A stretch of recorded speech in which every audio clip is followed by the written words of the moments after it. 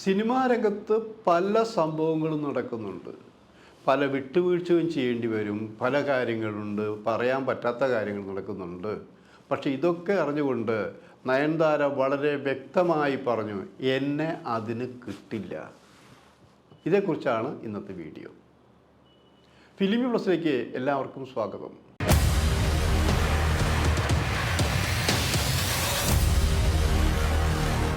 നയൻതാര ഇപ്പോൾ അഭിനയിക്കുന്ന പോലെ തന്നെ വിവാദത്തിൽ ഏർപ്പെട്ടിരിക്കുകയാണ്. വിവാദം ഇപ്പോൾ മാത്രമല്ല നയൻതാരയെ സംബന്ധിച്ച്. നമ്മൾ ഒരു കാര്യം സത്യസന്ധമായി പറയുകയാണെങ്കിൽ സിനിമയിൽ ഇത്രമാത്രം വേദനിച്ച, ചതിക്കപ്പെട്ട, കണ്ണീര് കുടിച്ച, പ്രണയത്തിൻ്റെ പേരിൽ മതം മാറ്റിയ മറ്റൊരു നായിക നടി ഉണ്ടോ എന്ന് ചോദിച്ചാൽ നടികളുണ്ടായിരിക്കാം, ഇത്ര സംഭവം ഉണ്ടായിരിക്കാം.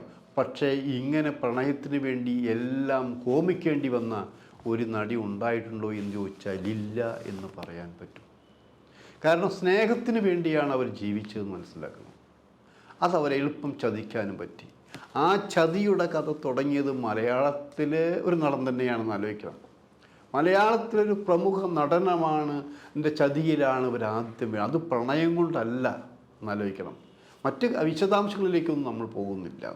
എന്നിട്ടോ ചതിക്കപ്പെട്ടിട്ട് മാത്രമല്ല, അതിൻ്റെ മറ്റുള്ളവർ മുമ്പിൽ അതിൻ്റെ വിവരണങ്ങളാണ്. ഒന്നിനും കൊള്ളാത്തൊരു സ്ത്രീ എന്ന രീതിയിലാണ് അയാൾ പറഞ്ഞ് പരത്തി ചിരിച്ചതെന്ന് ആലോചിക്കണം. അത്രയും തിക്താനുഭവങ്ങളോടെയാണ് നയൻതാര തമിഴ് സിനിമാ വേദിയിലേക്ക് പോയത്. അവിടെ മറ്റൊരു മുഖം. അവിടെ ചെന്നപ്പോഴോ ചിമ്പു എന്ന ചെറുപ്പക്കാരൻ, ടി രാജേന്ദ്രൻ്റെ മകൻ, അവരുമായിട്ടുള്ള പ്രണയം തുടങ്ങിയിരിക്കുന്നു. സിനിമയ്ക്ക് പബ്ലിസിറ്റിക്ക് വേണ്ടി ചുംബന രംഗം എന്ന് പറഞ്ഞാൽ അത് അത്രമാത്രം ഒരു നാവും ചുണ്ടൊക്കെ കടിച്ച് അത് എക്സ്പ്ലോസ് ചെയ്യുന്ന രീതിയിൽ വലിയ വലിയ കട്ടൗട്ടുകൾ, അതൊരു മൈനസ് പോയിൻ്റാണെന്ന് നമ്മൾ കരുതുമെങ്കിലും ഇയാൾ തന്നെ കല്യാണം കഴിക്കുമെന്നുള്ള വിശ്വാസം കൊണ്ട് അതൊക്കെ നിസ്സാരമാക്കി. അതും പരാജയപ്പെട്ടു എന്ന് ആലോചിക്കണം. പിന്നീട് വന്നതോ നർത്തകൻ, നിർമ്മാതാവ്, സംവിധായകൻ, നടനൊക്കെ പേരുള്ളൊരു വലിയ നടനാണെന്ന് ആലോചിക്കണം. അദ്ദേഹത്തിന് ഭാര്യയുണ്ട്, മക്കളുണ്ടെന്ന് ആലോചിക്കണം. ആ പ്രണയത്തിലും വീണു. അത് വിവാഹം നടക്കും. തൻ്റെ സ്വത്തുക്കൾ പലതും കൊടുത്തു, നാട്ടിലേക്ക് വന്നു. മതം മാറി. മതം മാറി ഒരു ഹിന്ദു സ്ത്രീയായി. അത് നടക്കുമെന്ന ഘട്ടത്തിലാണ് ആ വിവാഹവും ഇല്ലാതായത്, ചതിക്കപ്പെടുന്നു മനസ്സിലായത്. ആ ചതിയോടുകൂടി ഈ നയൻതാര ആത്മഹത്യ ചെയ്യുമെന്നാണ് പലരും വിചാരിച്ചത്. സാധാരണ രീതിയിൽ ഇത്തരം തിക്താനുഭവങ്ങൾ തുടരെ ഉണ്ടാകുമ്പോൾ ജീവിതം മടുത്ത് ആത്മഹത്യ ചെയ്യാറാണ് പതിവ്. അങ്ങനെ പല നടികളും മുൻപ് അങ്ങനെ ആത്മഹത്യ ചെയ്തിട്ടുണ്ട്. അവിടെ നയൻതാര വളരെ വ്യക്തമായി പറഞ്ഞു, ഞാൻ ആത്മഹത്യ ചെയ്യില്ല, ഞാൻ മരിക്കില്ല, ഞാൻ ആരുടെ മുന്നിലും കീഴടങ്ങില്ല, ഞാൻ ഫീനിക്സ് പക്ഷിയെ പോലെ എന്ന് പറയാൻ ഉദ്ദേശിക്കുക. അതിനേക്കാൾ വലിയ പക്ഷിയുണ്ടെങ്കിൽ അതിനേക്കാൾ വലിയ രീതി ഞാൻ വളർന്നു വരുമെന്നാണ് പറഞ്ഞിരിക്കുന്നത്. അതുകൊണ്ട് ആദ്യം ചെയ്തെന്താ, നമ്മളൊക്കെ പറയണത് എന്താ, വലിയ നടന്മാരും നായികയും ഒരുമിച്ചല്ലേ.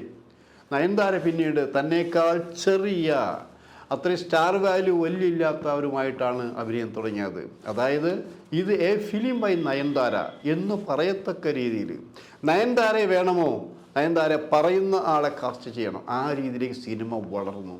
അതൊരു ഒന്നൊന്നര വളർച്ചയാണെന്ന് ആലോചിക്കണം. പല വമ്പന്മാരും നയൻതാരയോട് അഭിനയിക്കാൻ തീരുമാനിച്ചെങ്കിലും നയൻതാര അനുവദിച്ചില്ല. അങ്ങനെ തെലുങ്ക്, തമിഴ് ഭാഷകൾ ശരിക്കും കൈയടക്കി. അതിനിടയിൽ മലയാള സിനിമയിലും അഭിനയിച്ചു എന്നാലോചിക്കണം. അങ്ങനെയുള്ള നയൻതാര പിന്നീട് മറ്റൊരു പ്രണയത്തിലും വിവാഹത്തിലും പെട്ടു. നല്ലൊരു കുടുംബജീവിതം ഇപ്പം നയിക്കുമ്പോൾ തന്നെയാണ് നയൻതാരയെക്കുറിച്ച് കിംവദന്തികൾ ഉണ്ടായിക്കൊണ്ടിരിക്കുന്നത് ആലോചിക്കണം.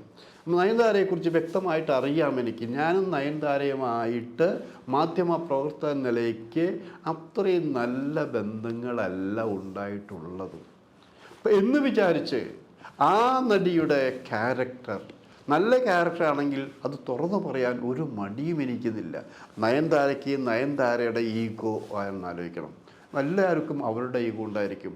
അപ്പോൾ അതിൻ്റെ പേരിൽ ഞാൻ ചിലപ്പോൾ ഇൻ്റർവ്യൂ ചോദിക്കുമ്പോൾ അവർക്ക് ഇൻ്റർവ്യൂ തരാൻ അപ്പോൾ സമയം ഉണ്ടാവില്ല, പിന്നീട് ആവട്ടെ എന്ന് പറയും, അത് കേൾക്കാൻ സമയമില്ല. എന്തുകൊണ്ട് ഞങ്ങൾ വലിയ പത്രത്തിൽ നിന്ന് വരില്ലേ, എന്തുകൊണ്ട് ഇപ്പോൾ ഇൻ്റർവ്യൂ തന്നുകൂടാ എന്നുള്ള ഈഗോ ഞങ്ങൾക്ക് വർക്കൗട്ട് ചെയ്യാം. അതിൻ്റേതായ ആശ്വാസനങ്ങൾ ഉണ്ടായിരിക്കാം എന്ന് പറയും. ഇങ്ങനെ പല സംഭവം ഉണ്ടായിട്ടുണ്ട്. പക്ഷേ നയൻതാര ഇപ്പോൾ ഉള്ള സംഭവം എന്താ? ഇപ്പോൾ ഉള്ള സംഭവം എന്ന് പറഞ്ഞാൽ തൻ്റെ ചെറിയൊരു കാര്യം, തന്നെ വിവാഹം കഴിക്കാൻ പലരും ആഗ്രഹിച്ചപ്പോൾ വേറൊരു നല്ല ബന്ധത്തിൽ കുടുങ്ങി സുഖമായി ഞങ്ങൾ ജീവിക്കുന്നു. ആ സിനിമ ചെയ്തപ്പോൾ സിനിമയിൽ നിന്നുണ്ടായപ്പോൾ എന്താ, ചെറിയ 3 സെക്കൻഡ്, ഇപ്പോൾ ഏറ്റവും വിവാദമുള്ള 3 സെക്കൻഡ് ഞങ്ങൾ രണ്ടുപേരും, ഞാനും എൻ്റെ ഭർത്താവും ഇരിക്കുന്ന ഒരു സീൻ ഞങ്ങൾ എടുത്ത് എൻ്റെ ഡോക്യുമെൻ്ററി കൊടുത്തു. അതിൻ്റെ പേരിൽ കേസ് നടന്നുകൊണ്ടിരിക്കുന്നു. അവിടെയാണ് ആ ഡോക്യുമെൻ്ററിയിൽ നയൻതാരയുടെ അമ്മ പറയുന്നൊരു കാര്യമുണ്ട്. മുമ്പത്തെ വിവാഹം എൻ്റെ മകൾ തകർന്നു പോയേനെ എന്നുള്ളത്. അത്രമാത്രം അവർ ആ സഫർ ചെയ്തെന്ന് ആലോചിക്കണം. അവർ മാത്രമല്ല, അവരറിയാവുന്നവരൊക്കെ സഫർ ചെയ്യുന്ന ആലോചിക്കണം. അപ്പം അതിനിടയിൽ മറ്റൊരു കാര്യം പറഞ്ഞിരിക്കുന്നത്, നയൻതാര ആർക്കും ഒരു കീഴടങ്ങില്ല, വിധേയാവില്ല എന്നൊക്കെയാണ് പറഞ്ഞത്. ഇൻ്റർവ്യൂ കൊടുക്കില്ല, പത്രക്കാരെ പുച്ഛമാണ് എന്നൊക്കെയുള്ള രീതിയാണ് വന്നിരിക്കുന്നത്. ഇതിനെക്കുറിച്ച് ചോദിച്ചപ്പോൾ നയൻതാര പറഞ്ഞത് എന്താ, ഞാനൊരു ആർട്ടിസ്റ്റാകുമ്പോൾ എൻ്റെ മൂഡ് എനിക്കൊരു പ്രശ്നമാണ്. ഞാൻ അഭിനയിച്ചു കൊണ്ടിരിക്കുമ്പോൾ അത് കഴിഞ്ഞാൽ ഞാൻ ബ്രേക്ക് ആകുമ്പോൾ ഇൻ്റർവ്യൂ വേണം എന്ന് പറയും. ഇൻ്റർവ്യൂ വേണമെങ്കിൽ അത് സംസാരിക്കണം, ഒരു സമയം ഫിക്സ് ചെയ്യും. ചിലപ്പോൾ റൂമിലാവാം, മറ്റു സ്ഥലങ്ങളിലാവാം. അതും എനിക്ക് സൗകര്യമുണ്ടെങ്കിൽ. കാരണം ഞാൻ ഇൻ്റർവ്യൂ കൊടുക്കാൻ ആഗ്രഹിക്കാത്തൊരു നടിയാണ്. എന്തിനാണ് ഇൻ്റർവ്യൂ കൊടുക്കുന്നത്? എനിക്കൊന്നും പറയാനില്ല. എനിക്ക് പറയാനും ചെയ്യാനുള്ള കാര്യങ്ങൾ ഞാൻ ക്യാമറയ്ക്ക് മുന്നിൽ ചെയ്യുന്നുണ്ട്. എൻ്റെ അഭിനയം അത് കണ്ടുകൊണ്ട്, ഞാൻ അഭിനയിച്ച സിനിമ നിങ്ങൾ കാണൂ, അഭിനയിച്ച സിനിമ കണ്ടിട്ട് എൻ്റെ അഭിനയം മോശമാണെങ്കിൽ നയൻതാര മോശമായി അഭിനയിച്ചു എന്ന് നിങ്ങൾ എഴുതിക്കോളൂ. അല്ലാതെ അതെൻ്റെ കഥാപാത്രമാണ്, നയൻതാരയല്ല. അപ്പോൾ എൻ്റെ കഥാപാത്രം നിങ്ങൾക്ക് വിമർശിക്കാം, പക്ഷേ ഇവിടെ വിമർശിക്കപ്പെടുന്ന കഥാപാത്രമല്ല, ഞാനെന്ന വ്യക്തിയാണെന്ന് ആലോചിക്കണം. അങ്ങനെ എന്നെ ആക്ഷേപിച്ചുകൊണ്ട്, എന്നെ മോശപ്പെടുത്തിക്കൊണ്ടുള്ള രംഗത്താണ് നിൽക്കുന്നത് ആലോചിക്കാം. അത് ശരിക്കും നമ്മൾ മാധ്യമ പ്രവർത്തകർ കുറേ പേര് വളഞ്ഞ് ആക്രമിക്കുക എന്ന് പറയും. എന്നെ അങ്ങനെ വളഞ്ഞ് ആക്രമിച്ചിട്ടുണ്ട്. അപ്പോൾ നമ്മൾ ചോദ്യം ചോദിക്കുമ്പോഴും ആ ഒരു നോട്ടം, ഒരു വിരൽ ചൂണ്ടൽ പക്ഷേ എൻ്റെ നേരെയും ഉണ്ടായിരിക്കാം. ഞങ്ങളും അവരെ ആക്രമിച്ച കൂട്ടത്തിൽ ഒരു മാധ്യമപ്രവർത്തനം തന്നെയാണ്. പക്ഷേ അവരുടെ ഒരു വ്യക്തിത്വമുണ്ട്. അവർ പറഞ്ഞതെന്താ, എനിക്ക് ഇഷ്ടമില്ലാത്ത ഒരാളോട് ഞാൻ സംസാരിക്കില്ല.